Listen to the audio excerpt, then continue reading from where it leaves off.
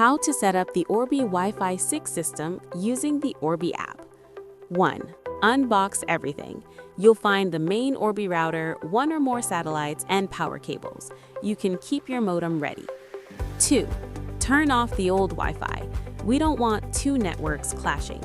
Leave the modem plugged in. 3. Plug in the Orbi router. Use the yellow internet port to connect it to your modem.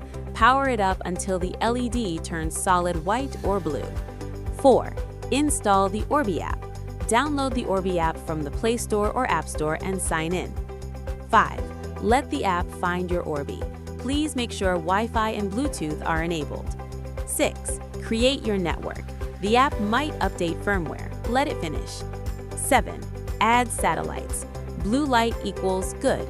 Amber equals okay. Magenta equals too far. 8.